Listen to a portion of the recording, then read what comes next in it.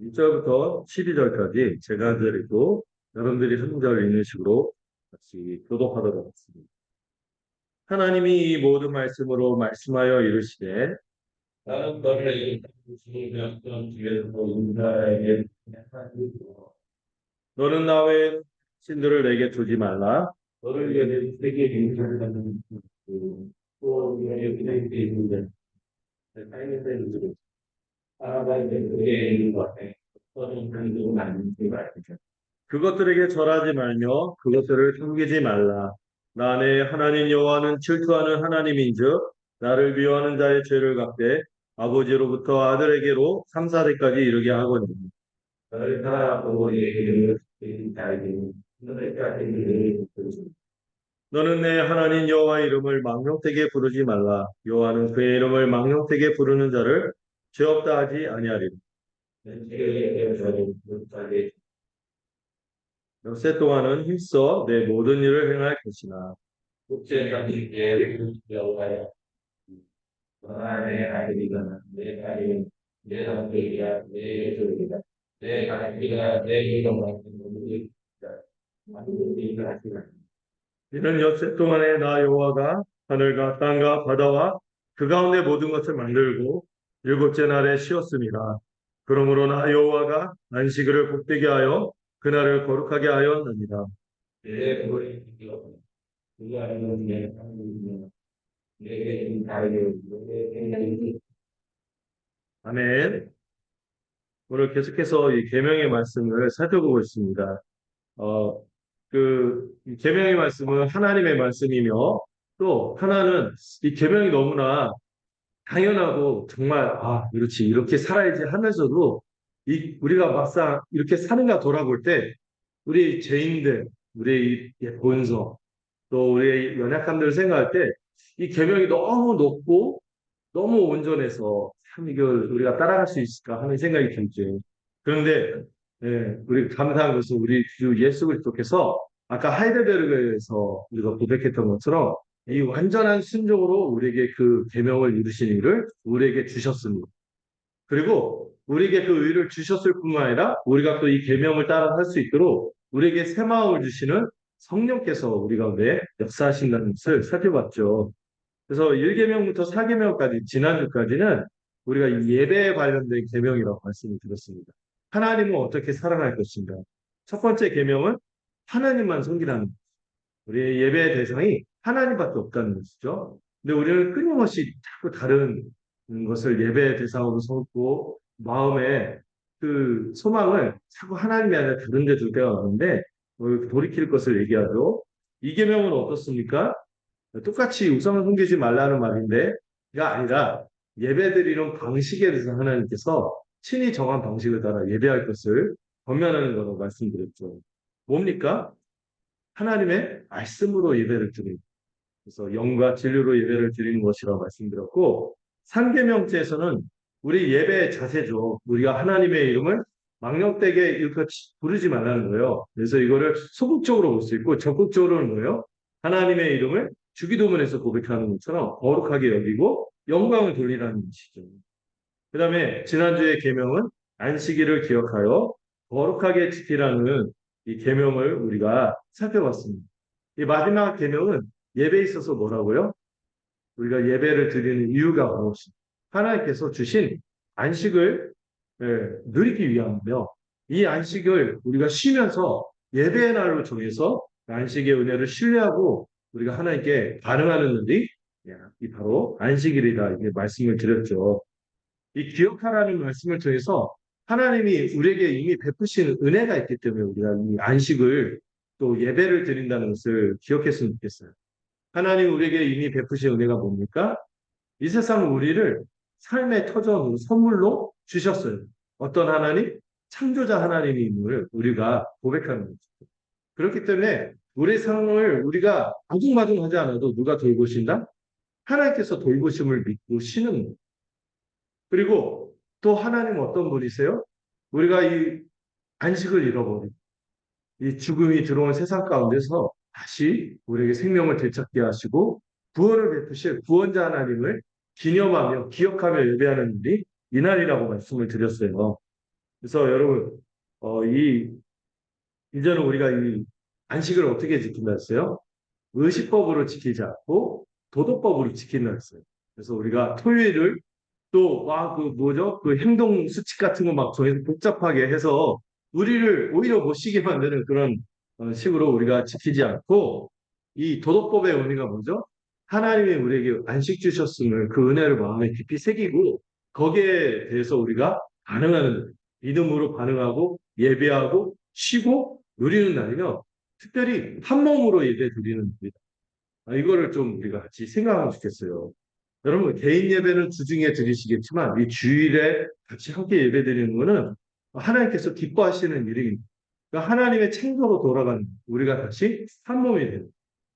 하나님이 이 앞에서 하나님과 온전히 한 몸이 되어서 교제하는 날이 이 주일 공예배이기 때문에 특별한 의미가 있는 것이죠.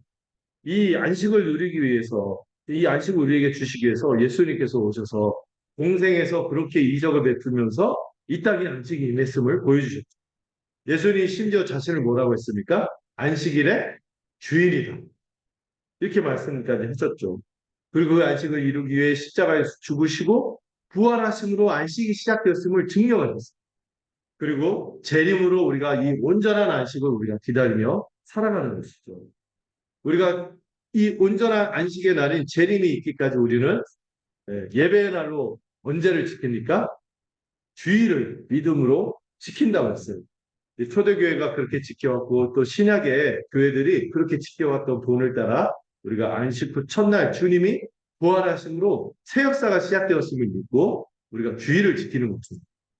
혹시 토요일날 예배 드리려고 하면은 이제 그런 건 끝났다고 얘기해 주세요. 안식교들이 그렇게 하죠. 그래서 여러분 이 주일을 우리가 만찬의 날로 지켰으면 좋겠다. 또 휴양의 날로 누렸으면 좋겠다. 또 치유의 날로 우리 자신을 점검하고 새롭게 하는 날이 되면 좋겠으며 또 여러분 우리가 끊임없이 우리를 증명하라는 이 세상의 압박 속에서 살아가잖아요. 그렇게 하지 않아도 우리가 그리스도 안에 있음을 발견하는, 재발견하는 내가 나를 증명하지 않아도 이미 하나님이 나를 어떻게 보세요? 사랑하는 아들, 기뻐하는 자로 여김을 기뻐하면서 그 안식을 누리며 예배하는 날이 오늘인 것이죠. 그래서 좀 더 내용을 좀 더 그때 살펴보려다가 시간이 좀 해서 조금 잘랐는데 그 나머지 부분들을 조금만 더 다루려고 합니다. 여러분 우리가 안식을 누림에 있어서 교회적으로 함께 누리는 게 굉장히 중요해요. 함께 모여 예배하는 사도행전 2장 46절 한번 읽어보겠습니까? 같이 화면을 보면서 읽어보죠. 시작.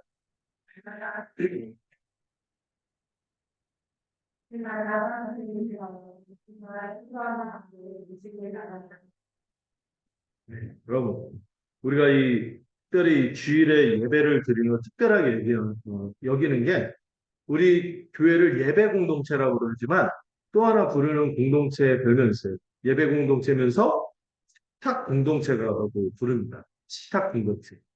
좀 우리식으로 얘기할까요? 밥상 공동체. 그래서 우리가 주일마다 같이 밥을 먹어서 밥정을 쌓는 거예요. 왜? 우리가 한 가족이다.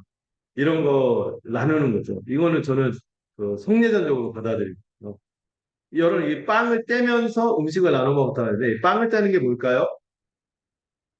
제가 우리말 설명을 붙였는데 떡을 떼는 왜 떡을 떼죠? 모여서 함께 떡을 떼는 의미가 있죠. 성찬.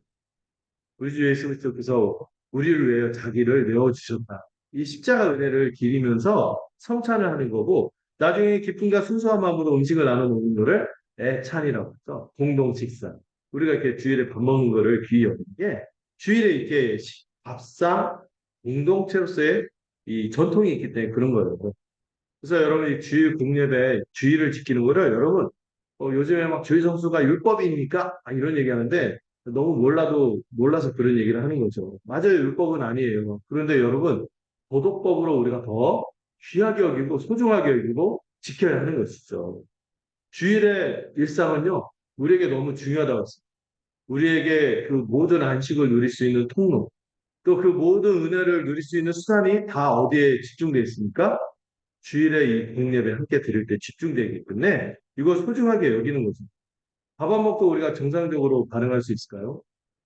우리가 일상을 영위할 수 있을까요? 우리가 건강을 유지할 수 있을까요? 우리가 이 주일에 함께 하는 이 삶, 이걸 소중하게 여기는 우리가 되었으면 좋겠습니다. 주님에서 안식을 주중에도 그리고 나는 혼자 예배할 수 있어. 이렇게 하는 거는 이 한몸된 됨으로 교회로 부르신 우리 주님의 뜻을 모르는 것이죠. 주일에 집중적으로 함께 예배함으로 우리가 이 안식을 누리는 것이죠. 그리고 여러분, 우리가 주일인데 주일은 안식을 누리는 거라며 안식을 누리면 쉬어야 되는데 나는 왜 이렇게 주일에 바쁘지? 이렇게 힘들지? 이렇게 얘기하시는 분들이 있어요. 여러분, 여러분, 주일에 우리가 생계를 위해서 먹고 살기 위한 일은 멈추지만 우리가 주님의 본을 따라서 우리가 주일에 바쁜 거일 수도 있어요. 왜? 주님의 오히려 안식일날 바빴거든요. 뭐 하느라고? 선을 행하고 생명을 살리는. 그러면서 주님이 하신 말씀이 있죠. 아버지께서 일하시니 나도 일하는. 왜 안식일인데도 주님은 일하셨을까요? 이제 생계를 걱정하면서 일하는 건 안 하세요. 근데 왜 일하시죠? 우리에게 온전한 안식을 가져다 주시기 위해 그 또 일하신 거예요. 아버지께서 지금 마지막 최후 재림의 날까지 그 최종적인 안식을 우리에게 주시기까지 하나님 아버지는요, 뭐 24시간 유겸이가 얼마 전에 물어봤다고 하나님 언제 주무세요? 안 주무신 이렇게 얘기했어요. 안 주무시고 24시간 이렇게 할 뿐만 아니라 주일도 없으세요. 계속 섬기세요. 우리 주님도 예수님도 하늘 보좌 앞에서 우리를 위해서 계속 중보하시며 통치하시는. 그래서 우리가 그 본을 따라서 이 진정한 안식을 우리 다른 지체들이 누리도록 우리가 섬기는 면이 있는 것이죠. 주님의 본을 따르는 거예요. 그래서 이런 표현을 쓰기도 하더라고요. 기억하시면 좋겠어요. 일하지 않으면서 지키고 일하면서 지킨다. 모순적인 말인데 이게 우리의 삶을 담아내는 거예요. 우리가 주일을 어떻게 지킵니까? 이제 생계를 위한 일을 멈추는 거예요. 일하지 않으면서 우리가 하나님의 안식 주심을 믿으면서 지키고 또 한편에서는 일하면서 안식을 이룰 수 있도록 지키는 거죠. 그래서 여러분 우리가 함께 한mon대 교회로서 안식을 충만하게 누리는 일은 너무나 중요합니다. 이미 주신 안식을 더 충만히 누리고자 하는 것이죠. 우리가 주일에 예배하고 또 우리 여러분들 이 주중에도 만나서 교제하는 것도 즐겁지만 이 주일에 만나서 교제하는 게 얼마나 소중한 일상인지 저는 그걸 더 느끼게 된 거예요. 뭐 때문에 느끼게 되냐면 코로나 겪으면서 저도 느끼게 된 것 같아요. 이 주일에 한 번은 진짜 아내랑 저랑만 딱 그 예배를 드리는 그리고 끝나고 나서 밥을 여기서 먹기는 좀 그렇고 집에 가서 밥 먹고 그런데 이게 만남이 없으니까 참 허전하고 그렇고 네. 주중에도 만나고 그렇게 하겠지만은 이 주일에 함께 교제하는 게 이 스탁 공동체로서 얼마나 소중한지 모르겠어요. 말씀을 나누고 또 우리 주 그리스도 안에서 한 몸임을 충만하게 누리는 것이죠. 특별히 아까 얘기했죠. 일하면서 우리가 이 주의를 지킨다 했잖아요. 다른 지체도 한 몸으로서 참된 안식을 누리도록 우리가 서로 돕는 거죠. 그 지체도 저를 위해서 돕고 저도 그를 돕고 이렇게 하는 가운데서 우리가 안식을 누리는 것입니다. 주일에 이 안식의 정신을 우리가 실현하는 거예요. 선을 행하고 생명을 살리는 것이죠.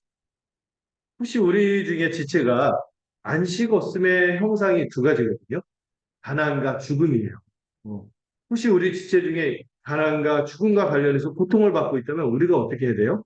그 지체를 찾아가서 돌봐야 하는 것이죠. 가난과 죽음에 시달리는 지체가 있다면 함께 안식을 누리기 위해서 이를 끝내기 위해서 서로에게 선행을 하는 것이죠.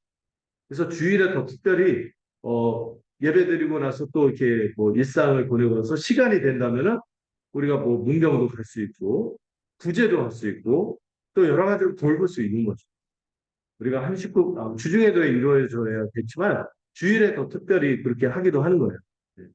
우리가 한 식구가 됨으로 이 누리는 따뜻함과 안전함과 충만함이 우리 예배 공동체, 식탁 공동체로서 우리 서열계가 이 안식을 누리기를 소망합니다.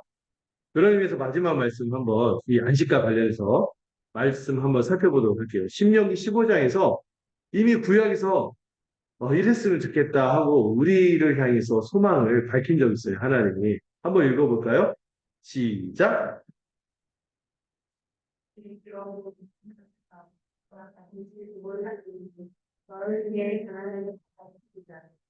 여러분 이미 우리는 예수 그리스도를 상속으로 받았습니다. 우리 그리스도 안에서 한 몸이 되었고 교회가 되었습니다. 그래서 우리 교회가 바로 너희 중에 가난한 자가 없을 것이다 이렇게 했는데 제가 늘 관용적으로 쓴 표현이 있죠. 나라님도 가난을 해결 못한다. 근데 우리 교회에서 이 가난을 해결하고 이 죽음의 현상에서 극복하고 부활의 소망으로 같이 안식을 충만하게 누리는 교회가 되기를 바라요. 네. 이거 끝에 있어야 돼요.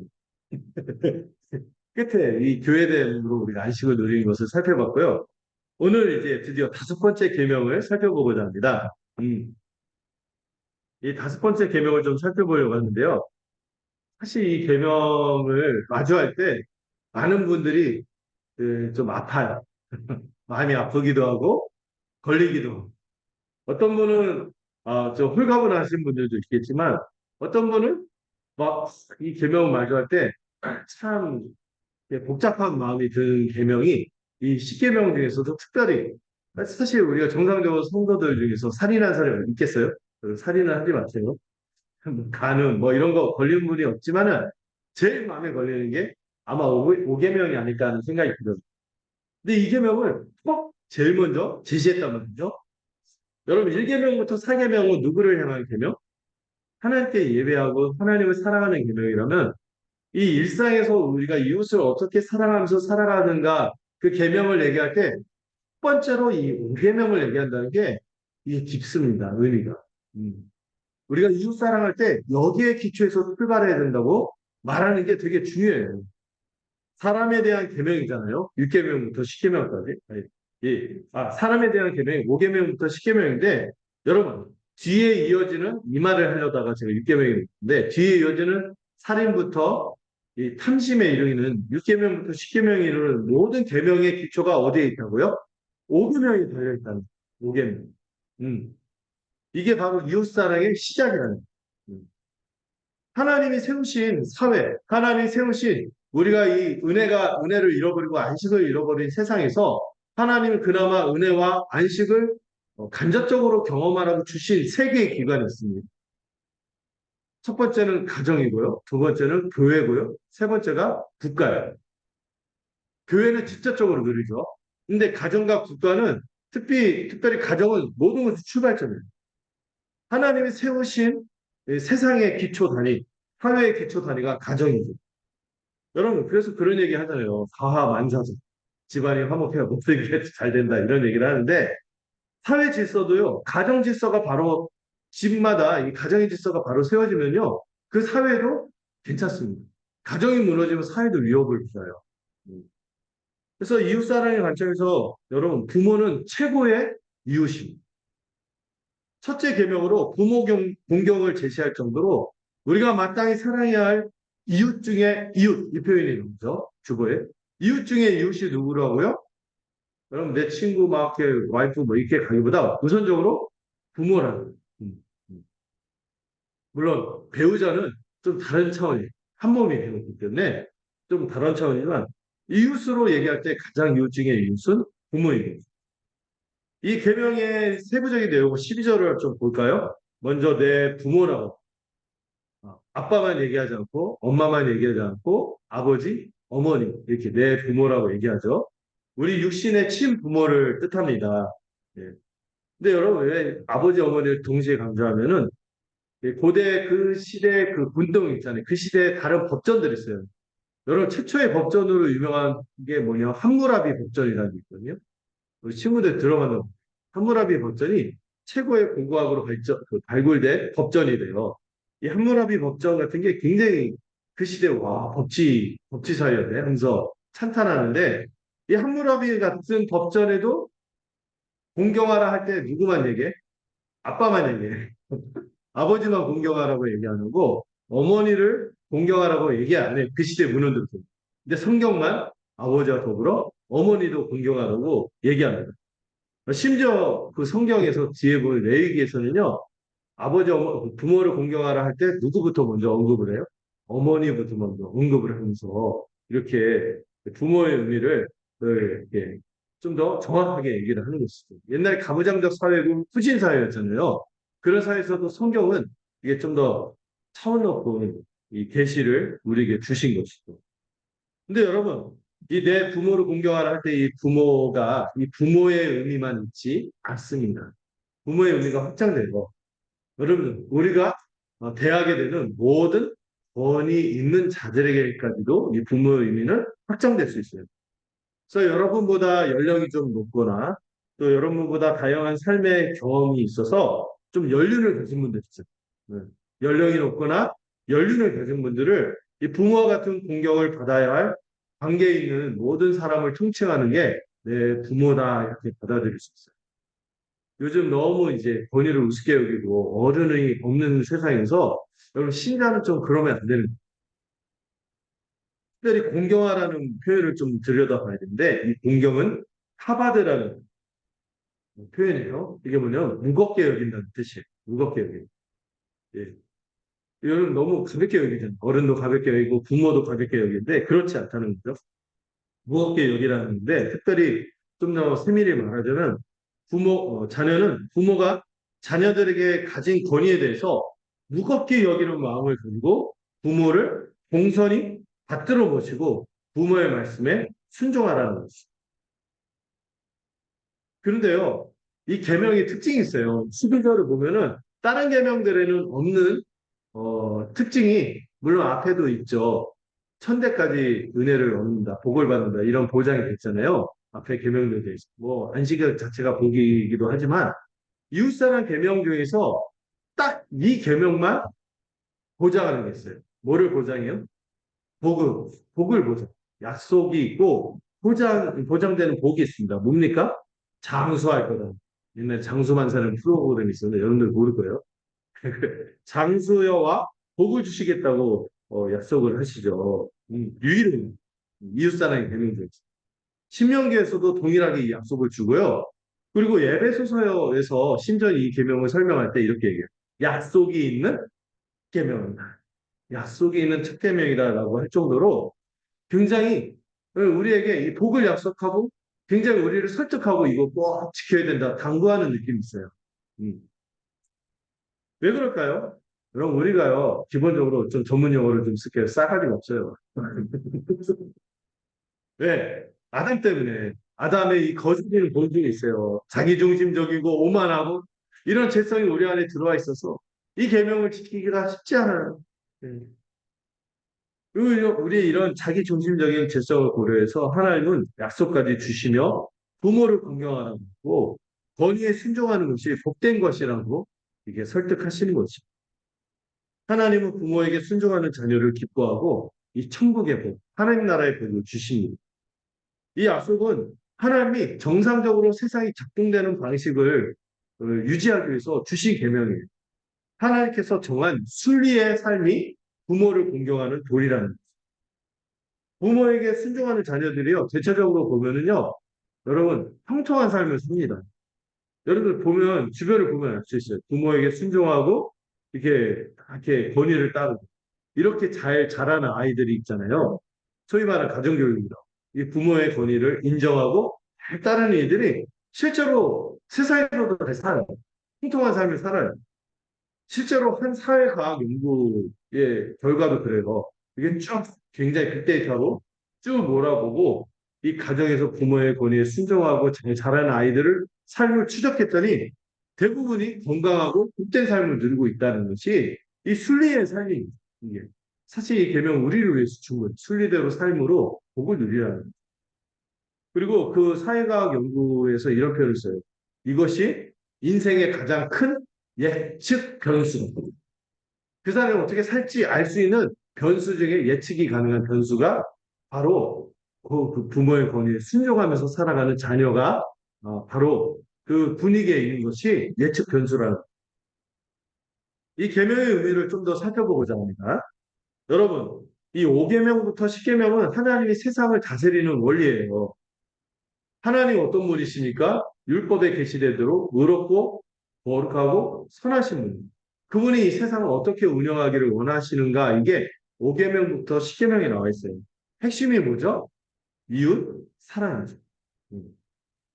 하나님이 우리에게 기대하는 세상, 우리가 살아가기를 바라는 하나님의 나라의 모습이 이거라는 거예요. 이거를 아브라함에게도 이런 표현을 쓰면서 말씀하셨어요. 최대과 미시파트, 의와 공도를 행하는 사랑과 성실로 행하는 삶. 헤세드와 에메트, 의와 공도와 사랑과 성실로 살아가는 이 모습이 바로 이 계명에 나타나는 것인데 바로 이 5계명의 말로 그 모든 다른 계명들보다도 하나님의 뜻대로 잘 운영되기 위한 기초적인 원리, 기본적인 원리로 주셨다는 거예요. 여러분 이 계명은 어떤 분들이 약간, 아까 이 계명을 대할 때 마음이 아프거나 아니면은 꺼리는 분들이 있다 했어요. 약간 잘못된 부모의 권위를 경험해서 이 부모에게 있어서 상처가 있다든지 학대를 받았다든지 이런 사람들은 이 계명을 대할 때 거부감이 듭니다. 이 기성세대의 권위만 앞세우고 강조하는 거 아니냐? 그래서 요즘에 사회에 보면은 이 부모의 잘못된 권위 때문에 상처받아갖고 이 삐뚤어지는 사람들이 많이 봐요. 그러면은 굉장히 뭐 약간 극단적인 PC, 정치적 올바른 이러면서 이게 진보적으로 가서 굉장히 권위를 거스리고 반권위적인 태도를 드러내죠. 근데 여러분 이 계명이요 그런 성격을 가진 게 아니에요. 뭐 기성세대의 권위만 앞세우고 어떤 지배 논리다 뭐 이런 얘기를 하죠. 그런 게 아니에요. 그런 이 계명에는요 정신이 있어요. 앞세대가 먼저 자기가 살아왔던 삶의 방식, 그 지혜와 지식을 이 뒷세대에게 전수하면서 자연스럽게 거기서 권위를 얻고 신뢰를 얻고 존경을 받는 게 당연한 삶의 순위라는 뒷세대는 어떻습니까? 이를 순종하고 따르면서 신뢰하고 따르면서 여러분 좀 말을 잘 들으면은 좀 고생할 걸 좀 덜하고 올 실수도 줄이고 오류도 적고 소위 말하는 시행착오를 줄일 수 있는데 이거를 안 들어 자기 맘대로 해. 그러니까 그 시행착오를 하는 경우들이 얼마나 많습니까? 순리대로 살아감으로 얻는 복과 혜택을 얻는 삶의 방식을 체득하는 거예요. 이 계명을 따르면 여기서 안정감도 누리고요. 행복도 얻고요. 세상을 살아갈 수 있는 그 사람의 그 아주 훌륭한 자산이 되는 것이죠. 여러분, 이 가정의 분위기와 건강함이 개인의 삶에 지대한 영향을 끼칩니다.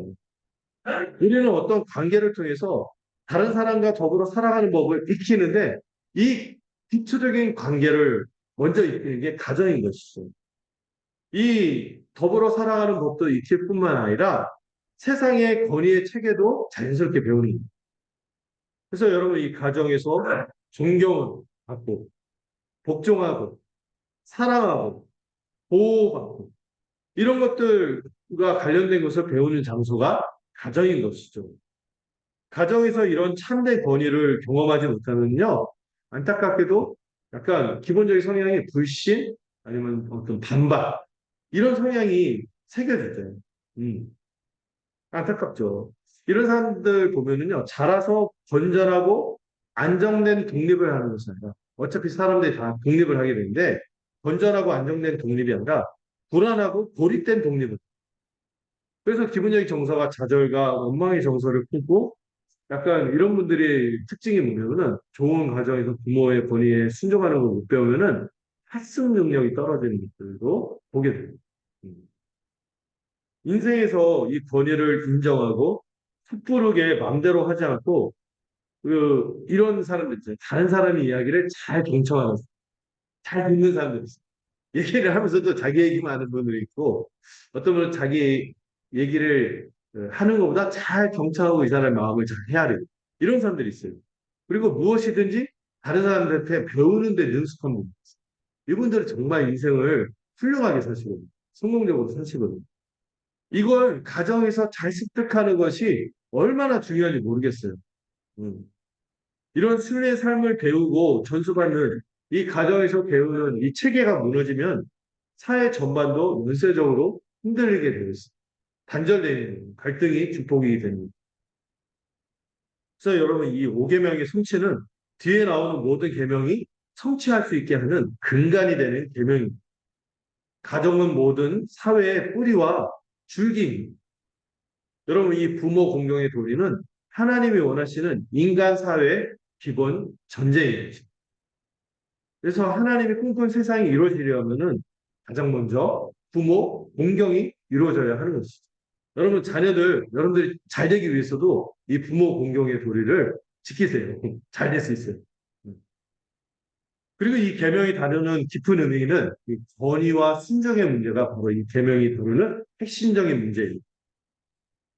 오계명은 참된 권위와 이를 따르는 순종이 이루어지는 것이 순례임을 보여주죠. 우리는요, 부모와의 관계를 통해서 우리를 다스리는 권위자가 있다는 것을 알게 됩니다. 여러분, 어떤 분들 보면은 어른이 없는 분들이 있어요. 여러분 인생에서도 부모님을 여길 때 이 어른이 없다는 게 얼마나 슬픈 일인지 모르겠어요. 다 이렇게 고립되고 혼란스럽고 뭔가 배워야 될 때 배우지 못하는 거예요. 음.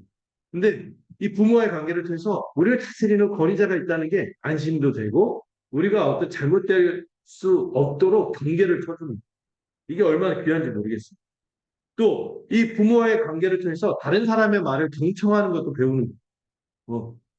여러분 얼마나 아이들은 자기 주장이 강합니까? 근데 부모가 이 선을 정해주고 그 주장을 꺾게 하고 부모의 말을 듣게 하는 것을 통하여 자기를 꺾고 다른 사람의 말을 듣는 이 자질을 길러주는 인내심도 길러주고 포용하는 마음도 길러주고 이런 이해력도 높여주는 거죠. 그리고 그 부모 세대들을 존중하고 그리고 때로 자기가 원하는 일만 하나요? 우리가 세상을 살다 보면 원하는 일만 할 수 없잖아요. 원하지 않는 일을 해야만 한다는 것이 이게 나쁜 것만이 아니고 무슨 의미인지 알게 되는 게 가정에서 벌어지는 거예요. 우리에게 내가 원하지 않는 일을 지시하는 누군가가 우리보다 경험도 많고 지식이 있고 나를 위해 준다는 걸 이걸 신뢰하면서 존중하고 살아가는 법을 자연스럽게 배우는 거예요. 얼마나 중요한지 아시겠죠? 그래서 가정 안에서 이 부모와 자녀의 관계로 시작해서 어떤 사회이든지 이 건전한 질서가 있고 수직 관계가 있거든요. 그래서 이 바람직한 권위와 순종의 관계를 통해서 지식도 경험도 제대로 존수받고 혜택을 얻는 구조가 기초인 것입니다. 그래서 여러분 교회가요, 이 권위에 대해서 중요하게 여긴 것이죠. 그래서 여러분의 교회에서 어른들한테 함부로 하자. 특별히 직분자들한테 함부로 하지 않도록 조심하는 게 필요합니다. 이 권위가 무너지면은 같이 무너지는 소중한 것들이 있기 때문에 권위를 소중하게 여긴 것이죠. 여러분 권위 한번 무너뜨리면 한 번이 쉽지 그 다음에 너무나 쉽게 넘어가거든요. 그래서 이거 조심하셔야 돼요. 함부로 돼야 돼요. 여러분 그래서 여러분 우리가 주일마다 살펴보던 하이델베르그 요리문답에서 이 문제를 좀 다룹니다. 이거 한번 같이 한번 읽어볼게요. 한번 같이 읽어보도록 하겠습니다. 자, 자, 하이델베르그 104문인데요. 한번 읽어볼까요? 시작. 네, 하나님 같이 읽어주세요. 시작.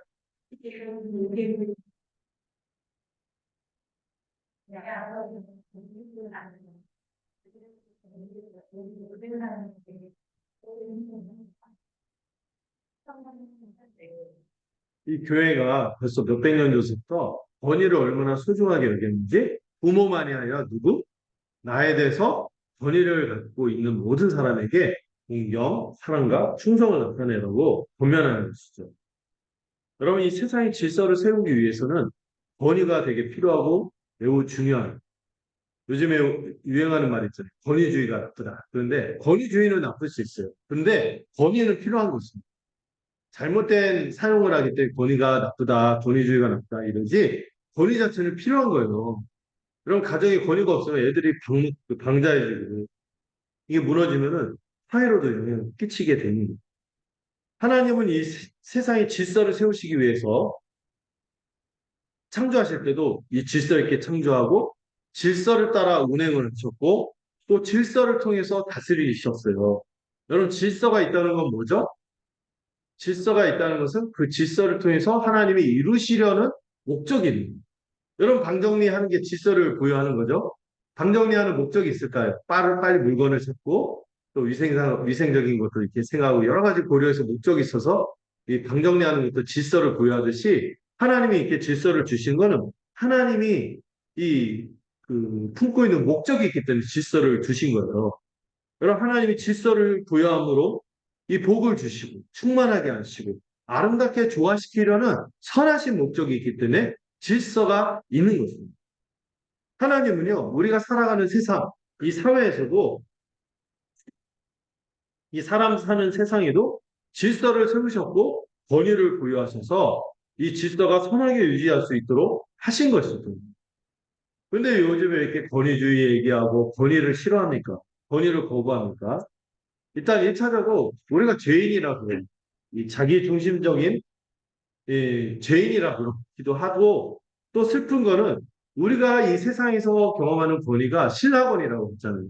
에덴 이후로 죄 때문에 세상이 타락했기 때문에 왜곡된 권위를 이 자기 중심적으로 삐뚤어진 자가 권위자가 되어서 이 권위를 잘못되게 행사하기 때문에 이 잘못된 권위를 경험하면서 참된 권위를 경험하지 못해서 우리가 순종하는 기쁨이 무엇인지를 모르는 불순종하는 성향이 만연해집니다. 그러면은 불순종하는 성향이 만연해지면은 제대로 권위를 행사하려고 한 사람도 의지가 꺾여요. 그러면 참된 권위를 보기가 더 어려워지고 그래서 우리의 세상에 지금 신라권으로 이렇게 하는 거죠. 제가 그 여러분들한테 그 관용적으로 또 쓰는 말 있잖아요. 여러분들이 어려서부터 부모님이 여러분들한테 사랑으로 했던 잔소리라고 여긴 그 말 중에 80% 이상만 여러분들이 들었어도 정말 잘 됐을 거다. 더 훌륭하게 됐을 것이다. 이렇게 얘기를 하잖아요. 근데 그 80% 게이지 자체도 채우기가 힘들어. 60%도 힘들어. 근데 그 정도만 해도 우리가 정말 괜찮았어요. 그런 거죠. 자, 그럼 이 계명이 금지하는 게 무엇인지 좀 살펴보고자 합니다. 음. 여러분, 먼저 이 계명이 금지하는 건 이 부모 공경을 거부하는 것을 금지합니다. 여러분, 부모를 업신여기거나 가볍게 여기거나 경홀히 여기는 것을 금지합니다. 여러분, 부모를 멸시하거나 업신여기는 건 중대한 죄예요. 이에 대해서 제가 인용하지는 않았지만 신명기 27장 16절에서 부모를 경홀히 여기고 업신여긴 자는 반드시 저주를 받을 것이다. 이렇게 얘기를 합니다. 저주를 받을 거라고. 여러분, 부모에 대해서 함부로 가볍게 여기고 하는 것에 대해서 무거운 마음을 가져야 되고 저주받는다고요. 우리 어린 자녀들 부모님한테 함부로 하면 어떻게 된다고요? 저주가 된대요. 예. 그리고 부모에게 불순종하는 것도 금지하는데요. 이 신명기 21장 18절에서 18절과 21절 한번 읽어볼까요? 이 충격적인 말씀이 나와요. 읽어봅시다. 시작.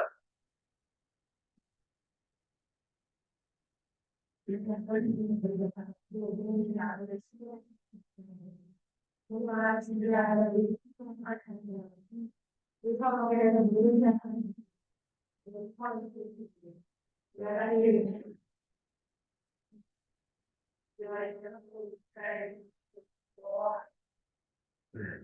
또 하나님 주신 율법이 무시무시하죠. 해류는 돌로 쳐주기를. 실제로 집행을 했는지 모르겠지만은 이 정도 무게가 있는 거예요. 아무리 부모가 징계해도 불순종을 그치지 않는 패역한 자식은 사형을 시키는 돌팔매. 돌팔매가 얼마나 끔찍합니까? 그리고 자녀가 왜 그러냐면 하나님이 부모에게 그만큼의 권위를 주셨다는 거예요. 그래서 부모를 뭐라고 표현하죠? 하나님의 대리인이라고까지 표현합니다. 이 권위를 인정하고 순종해야 돼요. 여러분 그 어거스틴이라고 우리 교회에 유명한 그 스승이 있습니다. 그 교부 어거스틴인데 이런 말을 했죠. 부모를 공경하지 않으면 하나님께서 과연 그를 용서하고 이런 질문을 묵직하게 던지셨어요. 그리고 우리하고 친한 분 있죠. 칼빈. 네. 이 칼빈이 이런 얘기를 해요. 부모의 권위를 거칠고 완강하게 거부하는 자들은 인간이 아닌 괴물이다. 자기를 빛으로 인도하려고 애쓰는 사람들을 인정하지 않는 사람은 빛의 혜택을 누릴 자격이 없다. 이렇게 굉장히 세게 얘기하셨어요. 여러분, 그래서 보면은요, 교회 안에서 존중해야 될 권위를 인정하지 않고, 가정 안에서도요, 부모한테 이렇게 함부로 하고, 불순종하고, 이렇게 하면은 괴물을 키우는 거예요. 괴물. 아무도 제어를 못해요. 여러분, 부모도 있잖아요. 약간, 깡패나 조폭 같은 사람들이 낯익고 찢으면서 얘기하는 네? 내가 화가 나면 엄마 아빠도 나를 못 건드려? 막 이렇게 하잖아요. 이런 반권위적이고 이런 아주 거친 이런 모습이 나오는 거죠. 음. 또 이 계명에 금지하는 게 있는데 네, 부모를 돌보지 않는 것도 여러분 부모를 돌보지 않는 것도 이 계명에서 금지하는 거죠. 여러분 부모님이요 평생 자녀를 위해서 얼마나 헌신하고 수고했습니까? 제가 들은 얘기가 있는데 이 양육비가 한 자녀당 그 성인이 되기까지 4억이 됩니다.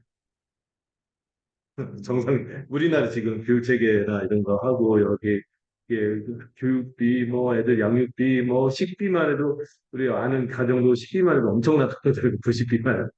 해도 4억이 된대. 그런데 그렇게 하고 이분들은요, 자기 노후를 어느 순간 포기를 해. 자녀들 때문에. 자녀들 직장 보내는 거, 결혼하는 거, 이렇게 하는 것까지 하기 위해서 자기 노후까지 포기하거든요. 그래서 자녀는 부모가 노령으로 스스로 살아갈 수 없는 상황에 있을 때, 좀 부모의 필요를 채우고 돌봐야겠죠. 물론 개인이 감당하기 참 어려울 때가 많아요. 그때 국가의 도움을 받으면서 이렇게 해야 돼요. 살 빼야 되는 거죠. 특히 정서적으로 고독하지 않도록 좀 이렇게 살피는 게 되게 중요하고요. 이건 우리 주님도 강조하셨어요. 부모를 돌보지 않는 것에 대해서 굉장히 분노하셨어요. 장로들의 유전이 고르반이라는 게 있었잖아요. 하나님께 바칠게요. 이러고 부모를 안 돌보. 이거에 대해서 얼마나 예수님이 욕을 이게 대박이네. 그냥 엄청나게 살벌하게 욕을 하셨어요. 이 부모를 돌보는 문제도 살피고 있습니다. 음. 특별히 이 계명이 더 얘기하는 게 있는데요. 이 권위자에 대한 존중을 거부하는 것을 금지하는. 나에 대해서 부모만이 아니라 권위를 갖고 있는 사람에 대해서 존중하지 않는 것을 거부하고 있어요. 이거에 관련된 말씀이 마침 지난주 이번에 금요일에 살필 말씀하고 좀 겹치는데요. 이 본문 한번 읽어볼까요? 같이 읽어봅시다. 시작.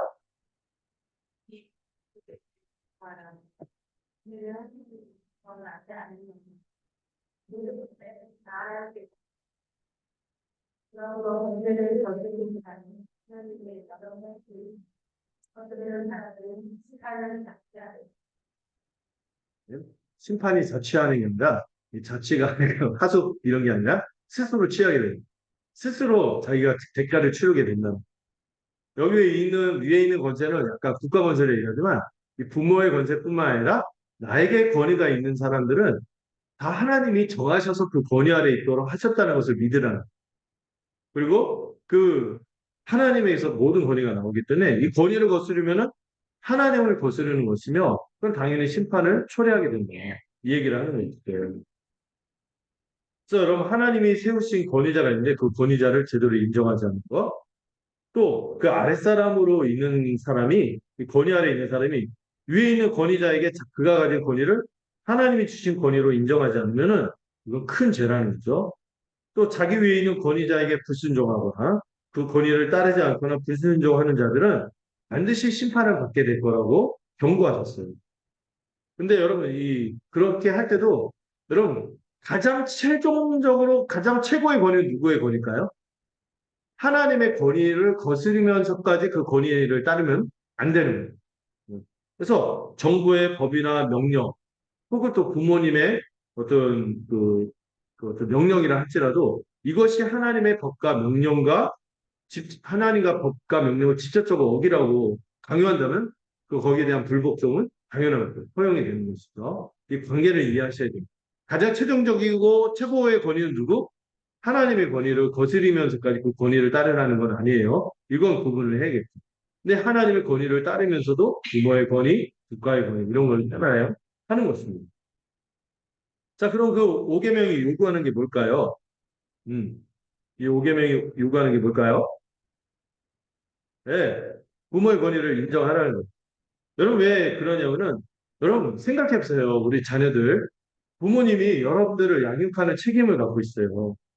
부모는 하나님의 대리인이었죠. 하나님을 대신해서 여러분들을 돌보고 양육하고 또 부모는 또 이 자녀를 내 새끼니까 내가 마음대로 한다. 이렇게 생각하면 안 돼요. 하나님이 허락해 주신 선물로 주신 자녀인 것을 믿고 잘 양육해야 돼요. 돌봐야 돼요. 그리고 부모의 가장 큰 사명이 뭐예요? 신앙을 전수하는 것입니다. 이 자녀가 한 사람의 온전한 하나님의 백성으로 세워야 할 책임이 누구에게 있어요? 교회 이전에 부모에게 먼저 있어요. 신앙을 가진 부모가 이루는 교육의 최종 목적이자 영원한 목표는 뭐예요? 우리 사랑하는 자녀가 신앙인이 되며 하나님의 백성으로 이 현세도 복되게 살고 내세도 복되게 살고 뭐 기여하는 거죠. 이게 얼마나 값진 기여입니다. 또 이를 위해서 부모는 하나님께 권위를 받았음을 기억하세요. 음.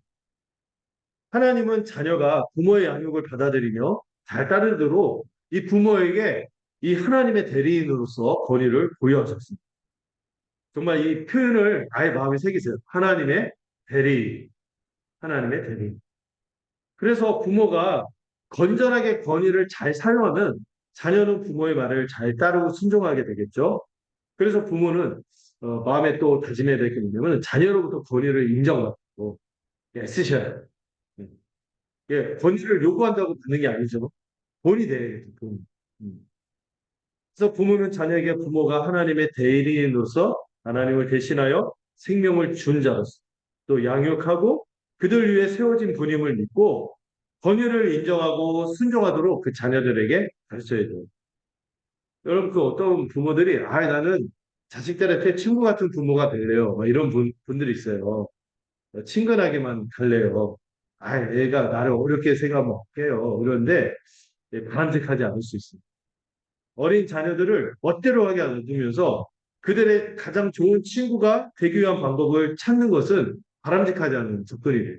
부모로서. 요즘에 막 교육 심리 이렇게 하면서 막 얘기 나오잖아요. 노령 박사님 이렇게 얘기하고 교육에 관련한 모든 사람들이 이구동성을 얘기하는 게 있어요. 가장 안 좋은 부모가 지금 뭐냐? 가장 안 좋은 국가가 어떤 국가라 했죠? 무정부 국가라고 했어요. 근데 가장 안 좋은 부모가 지나치게 허용적이기만 한 부모가 가장 안 좋은 부모래요. 차라리 부모가 없으면은 차라리 부모가 없으면 지 살 길 찾아서 또 눈치 보고 이렇게 할 텐데 부모가 너무 허용적이고 지나치게 허용적이면은 권위 자체를 아예 이해하지 못하고 권위를 함부로 하는 것을 체득해서 괴물처럼 된다는 거예요. 기본적으로 어린 자녀들은 스스로 생각하고 행동하기를 바랄 수가 없습니다. 부모는 자녀들을 지도하고 명령을 내리기도 하고 복종을 당연히 기대해야 하는 거예요. 음. 부모가 하나님이 이 선물로 주시고 기업으로 주신 자녀들을 마땅히 하나님의 자녀로 영육할 책임을 감당하지 않으면 죄가 되기 때문에 여러분 자녀들에게 권위 있는 부모가 될 필요가 있습니다. 부모는 자녀가 생명을 유지하고 삶을 영위하고 필요한 것을 공급하고 사랑으로 자녀를 돌볼 뿐만 아니라 이 권위를 가진 부모가 될 수 있도록 애쓰셔야겠죠. 또 이 계명이 요구하는 것은 이 자녀들로 하여금 부모를 공경하도록 요구합니다. 그럼 우리 자녀들이요 마음을 다해 부모를 진심으로 존경하고 의지하고 따르는 마음을 가져야 돼요. 이럴 때 아니 우리 엄마 아빠 이럴 수 있어요. 저도 만약에 자식이 있었으면은 자녀들이 그런 생각 할까봐 다행이다 이 생각을 해요. 자녀가 없어서 내가 그런데 참 이게 부모는 늘 부족하다는 생각이 들어요. 그러나 여러분 부모를 존경하라는 것은 존경할 만하기 때문에 존경하라는 게 아니에요. 부모이고 부모 자체이기 하나님의 대리인이기 때문에 존경하라는 것이죠. 여러분들의 생각은 부모님이 별로일 것 같지만 여러분들을 향해서 어마어마한 여러분들이 알지 못하는 근간의 수고들이 어마어마하게 많아요. 여러분들을 생각하는 것보다 얼마나 여러분들을 위하고 헌신하는지 몰라요. 그래서 여러분들이 존경받을 만하기 때문에 존경하는 것이 아니라 하나님이 부모를 허락하셨고 권위를 부여하셨기 때문에 부모를 존경해야 하는 것이죠. 그리고 특별히 자녀는 이 부모의 가르침과 명령에 자발적으로 기쁨으로 순종해야 합니다. 특별히 그렇게 할 때 단서는 있어요. 모든 자녀는 주 안에서 부모에게 순종하는 말씀을 기억할 필요가 있습니다. 만약에 혹시 그렇지 않을 텐데 우리 교회에서는 부모에게 순종하는 것이 하나님께 대한 불순종이 될 때가 있어요. 어, 그때는 더 높은 권위 하나님께 순종해야 하는 거지. 뭐 예를 들어서 뭐 예배에 관련된 거라든지 뭐 이런 것들 부분에서도 하나님을 더 예배하는 것을 좀 우선순위로 하는 게 어떻겠습니까? 이런 부분을 두면서 더 높은 권위를 하나님이 갖고 있다는 것을 생각해야 됩니다. 세 번째로 자녀는 부모에게 마음을 다해 마땅히 감사해야 하는 것이죠. 이 부모가 자신을 위해 감당한 수고, 희생, 베풀어 주신 사랑과 섬김을 안다면 그럼 부모에게 감사하지 않을 수가 없는 거죠. 부모는요, 단지 자녀에게 베풀 수도 있고 기쁘게 했다는 것만으로도 행복해하고 뿌듯해요. 참 이런 분들이 어디 있습니까? 여러분 인생에서. 여러분한테 잘해주고 베풀었다는 걸로 기뻐해요. 이 내리사랑이라고 하거든요. 근데 부모는 그 자체가 기뻐서 하는 일이라지만 여기에 드는 돈이 얼마라고요? 4억. 4억을 태워. 4억에 시간은 어떻습니까? 에너지는 어떻습니까? 여러분 키우면서 하루도 여러분 진짜 조울증 같아요. 내가 조증, 우울증을 다 겪는 거예요. 이 감정의 기복가 얼마나 그렇습니까? 여러분 어렸을 때 여러분들 생명을 유지하도록 부모가 잠을 못 잤어요. 잠을 못 이뤘다니까. 잠을 못 잤다니까. 진짜 제 아는 친구가 정말 솔직한 마음으로 우는 애를 이렇게 새벽 3시에 깨갖고 애 우니까 달래다가 자기도 모르게 던지고 싶었다. 내려놓고 싶었다고. 그래서 정신 차리고 내 새끼인데 이러면서 끌어안고 얼른 그랬다는 거. 여러분 그런 거 생각하면은 여러분 너무나 어마어마한 빚을 진 겁니다. 음. 때로는 눈물을 흘리고 몸이 아픈 것까지 감당하는 큰 책임이 따른 직무가 부모의 직무죠. 요즘 친구들이 약학한 친구들이 부모가 안 되겠다고 하는데 여러분 부모가 된다고 귀중한 거예요. 그리고 고귀한 거죠. 그리고 왜 이렇게 자녀들이 부모에게 함부로 하는가? 그렇게 어마어마한 빚을 졌는데도 그 심리학적으로 그런 게 있대요. 의학적으로 자녀들이 곧잘 부모와 특히 엄마의 수고를 다 인식하지 못할 때가 많대요. 이게 심리학적으로 왜 그러냐면 워낙에 어렸을 때 엄마의 몸속에서부터 자라고 밀착하게 커왔기 때문에 일체화가 돼 있다는 거죠. 그 이후로도 자기도 모르게 너무나 엄마는 엄마고 나는 있는데 일체화돼 있어서 너무 당연하게 여기고 함부로 대할 때가 있고 가볍게 대할 때가 많다는 거예요. 음. 여러분 생각해 보세요. 엄마도 자기 인생이 있어요. 아버지도 자기 인생이 있어요. 그런데도 여러분들에 의해서 다 버렸다는 거예요. 그 부모님들이 자녀들을 위해서 헌신하고 제 또래들이 나중에 참막 얘기를 하는데 애들 키워놓고 야 마음 편하게 나가서 매출하기까지 10년 걸렸다. 10년은 집에 묶여갖고 그냥 자녀를 돌보는 데 쓰고 돈 벌어오고 그 자녀들 이렇게 막 이렇게 보고 이런 거 생각할 때 여러분 좀 생각하세요. 아, 내가 너무 일체화돼 있고 엄마 몸속에 있었고 그렇게 그래서 나라고 생각해서 너무 그렇게 내지 않아도 되는 화를 막 낼 때가 있고 함부로 그냥 감사해요 이런 말이 나올 수도 있는데 안 해. 내가 나한테 한 건데 이런 식으로 엄마 아빠한테 그런 마음이 있다면은 아, 내가 너무 미숙하고 생각하고 엄마는 엄마, 아빠는 아빠야 생각을 하시면 좋겠어요. 또 이 계명이 요구하는 게 뭐냐면 이 자기 위에 있는 권위자를 존중하라는 것이죠. 이게 하나님의 뜻이며 그런데 여러분 이 권위를 인정하되 상호 존중의 원리가 있다는 것도 기억하시면 좋겠습니다. 여러분 자기 위에 권위를 가진 사람에게 공경하고 그를 따라 순종하십시오. 권위를 가진 사람을 진심으로 대해야 되고 에베소서에 보면은 이 상전, 직장 상사라고도 할 수 있죠. 또 어떤 일에 있어서 내가 배우는 데 있어서 먼저 앞서서 좀 커리어를 갖고 나를 지도할 수 있는 사람. 이런 사람들에 대해서 좀 눈가림으로 하지 말고 진심으로 대하고 주님이 이렇게 열심히 할 때 이게 그 사람한테 열심히 하는 게 아니라 주님께 열심히 한다는 생각을 가지고 열심히 하시면 주님이 상을 주신다고 했어요. 음. 그래서 우리가 전반적인 삶의 태도가 성실한 거죠. 요즘에 그 직장 근무 태도 MG 얘기하면서 막 별 이상한 모습들 있잖아요. 그거 합당하지 않죠. 자기 손해예요, 결국에는. 권위를 가진 사람은 책임을 맡은 자로서 사표해야 할 사람을 잘 섬겨야겠죠. 또 이끌어야 하기도 하고요. 그래서 성경의 권위는 항상 피차 존중하고 섬기는 것을 원칙으로 한다는 것을 기억하시고 그리고 이 권위를 인정하는 것은 질서를 세우신 하나님의 뜻에 순종하는 것인데요. 이 권위를 가진 사람은 바르게 권위를 행사하고 다른 사람이 권위를 인정하고 공경할 때 이 사회가 하나님의 뜻대로 유지되고 발전할 수 있다고 말씀드렸습니다. 이 권위와 순종은 참 중요한 거죠.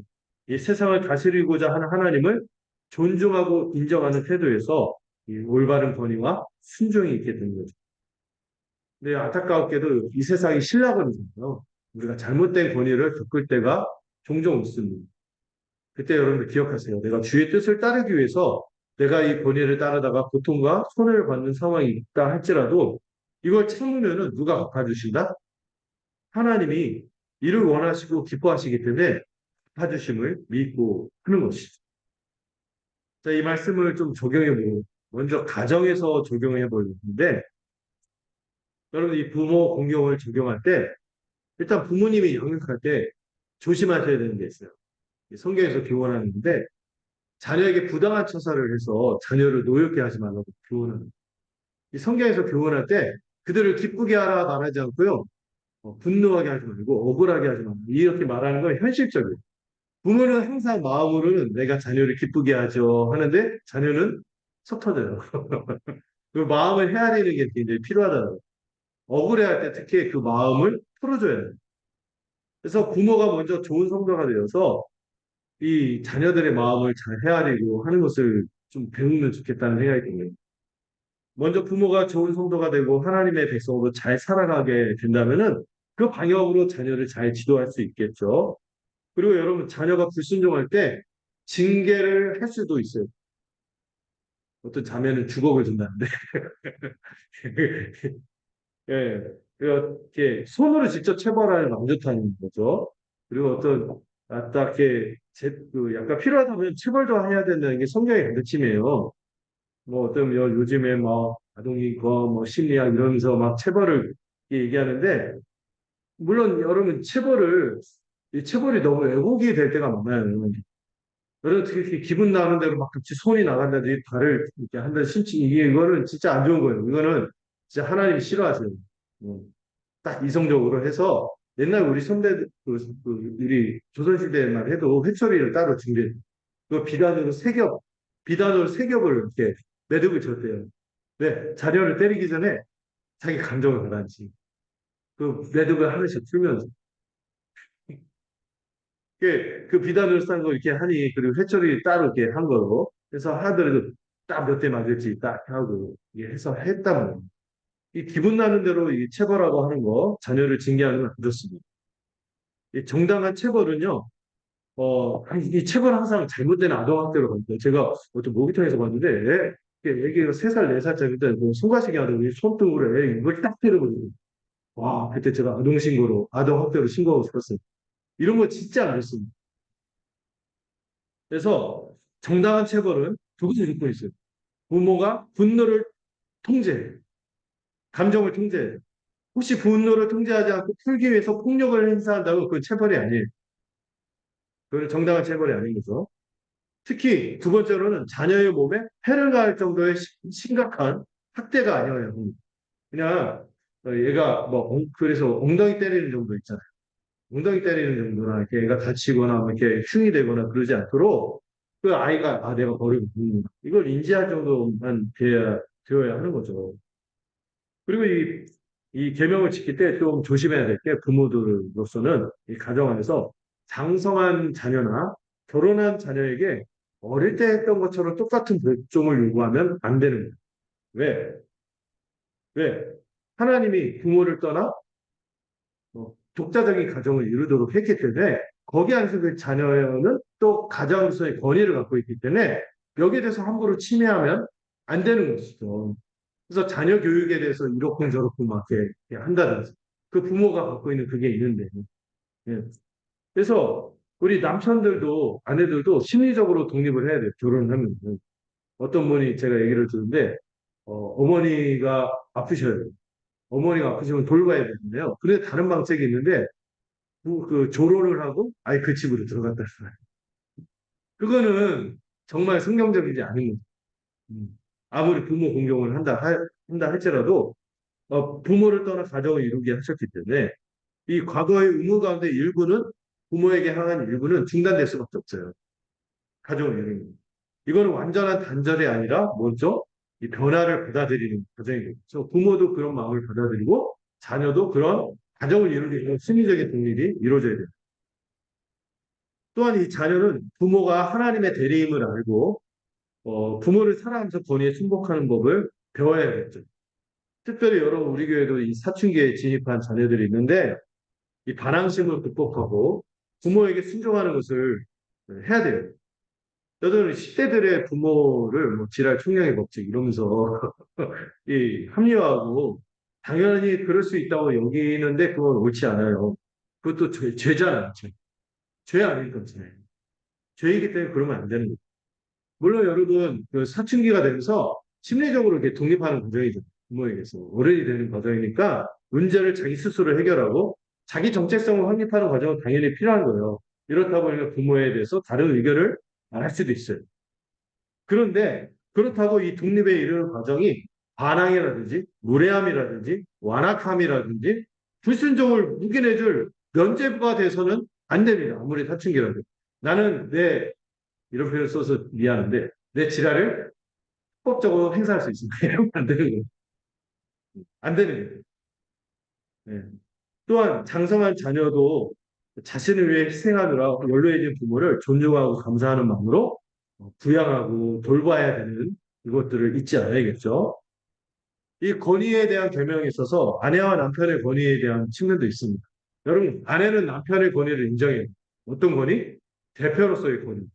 이거를 인정이 되고, 남편도 아내에게 권위가 있음을 인지하고 있어요. 아내는 권위가 있어요. 자녀 양육에 있어서도 권위가 있고, 남편이 우선적이지만, 자녀와 밀접하게 모든 것들을 이렇게 운영하는 그런 부분에서 아내에게 권위가 있는데, 이거는 저는 약간 탁월성의 권위라고 봅니다. 남편이 대표한다면 제가 볼 때 제가 통계적으로 그렇대요. 남편보다 아내가 현명할 때가 훨씬 많아요. 탁월의 권위가 있어요. 그랬을 때 아내의 조언에 대해서 잘 듣고 따라가는 게 굉장히 필요합니다. 이런 상호 존중의 원리고 권위와 순종의 관계를 잘 정리해야 되고 아마 이 교회의 권위까지 하고 나머지 부분들을 우리의 실패와 그 복음적으로 우리가 적용하고 교회적으로 적용하는 거는 다음 주에 좀 더 살펴볼게요. 우선적으로 이 교회로 우리가 이걸 어떻게 적용, 권위와 순종의 문제, 이걸 좀 살펴보려고 교회와 국가 문제가 있죠. 여러분, 이 교회는 하나님이 직분을 허락해 주셨어요. 직분이, 특별히 다스리는 직분이 누가 있죠? 목사와 장로가 있어요. 이 목사와 장로를 통해 교회를 다스리고 복되게 하셨죠. 특별히 여러분, 목사뿐만 아니라 장로도 말씀을 가르치고 지도하는 자들. 한국교회에서 이상하게 장로가 무슨 장교와 하사관처럼 이해가 됐는데 아니에요. 장로도 가르치고 지도하는 자로 주님의 통치를 대행하는 거죠. 그러므로 성도는 목사와 장로의 권위를 인정하는 게 이 교회를 정말 주님의 교회로 건강하고 정말 성숙하게 하고 성장하게 하는 중요한 일인 것을 깨달아야 하는. 그래서 디모데 전서에서 보면 이런 얘기를 해요. 특히 이 직분자들, 그 중에서도 가르치는 이들을 배나 존경하되 말씀과 가르침에 수고하는 이들은 그렇게 해요. 이렇게 말을 하고 있죠. 목사와 장로의 권위가 굳어설 때 교회 신앙이 잘 유지될 뿐만 아니라 여러분들 사랑하는 자녀들에게도 신앙이 잘 전수될 수 있어요. 제가 어떤 경우들을 보면은 그 담임 목사에 대해서 반감을 갖고 있는 성도들이 집에서 막 그 얘기를 안 하겠어요. 하니까 자녀들이 제가 처음에 청년부 맡아서 갔는데 우리 담임 목사님 참 좋지 않냐? 그러니까 또 뭐가 좋아요? 그래서 막 굉장히 불손하게 항상 이렇게 하는데 제가 지도해서 애를 보고 예, 여러분들 그래서 목사와 장로의 분리를 존중하는 태도 먼저 부모가 마음으로 그렇게 하고 할 때 자녀들에게도 신앙을 전수하고 싶은데 이게 안 되면 되겠습니까? 조심하셔야겠죠. 어. 그리고 여러분 이 직분뿐만 아니라 성도들은요 교회 안에 연세 있는 분들 있죠. 연장자들에 대해서 잘 공경하는 태도를 가지시면 좋겠어요. 부모에게 하듯 공경해야 합니다. 물론 저 같은 이제 직분자들은 연상 없이 여기지 않고 이 직분으로서 독특한 권위를 있지만 저도 이 연장자들에 대해서는 존중하게 해야 되는 것입니다. 이 상호 존중의 원리가 있는 거예요. 그래서 연로하신 분들에 대해서는 우리 교회가 많지는 않은 연로하신 분들이 나중에 생긴다면 이 다양한 배려와 섬김이 또 이렇게 되면 좋겠죠. 그리고 국가에 대해서도 좀 생각하면 좋겠습니다. 하나님의 국가가 이 세상을 질서 있게 다스릴 수 있도록 권세를 주셨어요. 음, 이번에 금요일 날 다뤘죠. 하나님 국가를 통해서 악을 처벌하고 이 무정부 상태가 제일 안 좋다고 봐요. 그 혼란을 막고 사회 질서를 유지하는 온갖 치안과 질서와 범죄와 전쟁을 예방하는 범죄를 방지하는 국가거든요. 근데 여러분들 그 여러 가지 복지 있잖아요. 경제, 사회문화 뭐 이런 것들 개인으로 안 되는 것들을 이 국가가 분담하는 거예요. 그래서 이 국가를 뭐라고 했어요? 하나님의 일꾼, 하나님의 사육자라고까지 말했습니다. 그래서 이런 국가를 통해 사회 질서가 유지될 때 우리가 평온한 가운데 교회적 삶을 이뤄나갈 수 있는 거예요. 그래서 국가의 통치는 하나님의 일반적인 통치를 하나님이 교회를 통해서 할 수 없는 부분들이 있거든요. 가정 통해서 할 수 없는 부분들을 국가가 맡아서 하는 겁니다. 그래서 하나님은 이 일반적인 공의를 세우기 위해 선을 증진하고 악을 벌하는 하나님의 사역자로서 국가를 둔 것입니다. 그래서 여러분들 이 국가의 공권력에 대해서 기본적으로 잘 순종하는 태도를 갖는 게 중요합니다. 근데 제가 그거는 구분하라고 했죠. 국가와 정부는 구분을 해놨어요. 그래서 이 국가가 순기능으로 공공선을 위해서 하는 것을 우리가 기여하는 것입니다. 근데 국가가 하는 일이 혹여 이 정부가 하나님 밑에서 저버리거나 그렇게 할 때는 우리가 따르지 않는 거. 이거는 구분해야 되는 거죠. 가장 최종적이요 최고의 권위는 누구라고? 하나님의 권위. 그걸 기억하세요. 어. 우리가 세속 국가의 시민으로서 공권력을 인정하고 시민의 의무와 법을 잘 따라야 합니다. 천국 백성이기도 하지만 이 국가의 국민이기도 하기 때문에 그런 거죠. 그래서 여러분들 국가의 통치자와 정책을 위해서 기도하는 게 필요해요. 네. 정말 기도가 필요한 것 같아요. 정말 이렇게 이 위정자들이 정말 잘해야 돼요. 지금 시점이 참 중요할 때죠. 그리고 우리가 투표나 여러 가지 정치적인 이런 부분들에서 교회로는 할 수 없죠. 개인으로는 뭐 참여도 할 수 있다고 생각이 됩니다. 그런데 마지막으로 부탁을 드립니다. 정치를 우상화하지. 어떤 특정 정권이나 정책을 우상화해 갖고 이 정책에 따라 우리가 판단하는데 어떤 특정 정권이 옛날 왕권 신수설도 하고 하나님이 세우신 하니까 무조건 이렇게 해야 돼. 이런 식으로 냉정하는 것도 아니고 그 반대편에 서서 너무 삐딱하게 하고 또 새로 어떤 정권이 들어설 때 자기가 기대한 정권이 들었다고 마치 하나님 나라가 임하는 것처럼 헛된 기대에 갖지 말고 약간 거리를 두라고 말씀을 드렸죠. 여러분 국가 권력에 대한 걱정이 하나님께 대한 직접적인 불순종이 될 때는 우리가 또 따르지 않는 것도 잘 기억하시면서 이 권위와 순종의 문제에 대해서 이 무계명을 대해서 우리가 살펴봤습니다. 함께 기도할까요? 네, 기도하겠습니다. 하나님 아버지, 오늘 이 주신 말씀으로 우리 모두가 부모 계명을 따라서 복된 자녀가 될 수 있도록 붙들어 주시옵소서. 그럴 뿐만 아니라 이런 선한 흐름을 자녀들에게 온전하게 전수하는 부모들이 되도록 지혜도 주시고 능력도 주시고 또 우리 주님의 마음을 허락하여 주셔서 모든 가정이 축복을 누릴 수 있도록 함께하여 주시옵소서. 마땅히 인정할 권위를 인정하고 순종하는 도리를 배움으로 하나님이 정하신 질서에 우리 자신을 맡기고 신뢰하며 살아가는 복된 삶이 되도록 이끌어 주시옵소서. 특히 말씀의 권위와 직분의 권위를 귀히 여기고 순종함으로 하나님이 예비하신 축복을 누리는 우리 교회가 되도록 축복하옵소서. 예수님의 이름으로 기도드렸습니다. 아멘.